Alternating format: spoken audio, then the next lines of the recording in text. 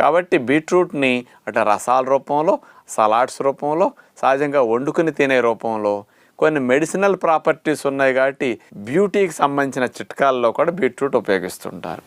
అన్నిటికీ బీట్రూట్ను ఉపయోగించుకోవటం వల్ల లాభాలే ఉన్నాయి తప్ప దీనివల్ల ఏ విధమైన నష్టాలు లేవు.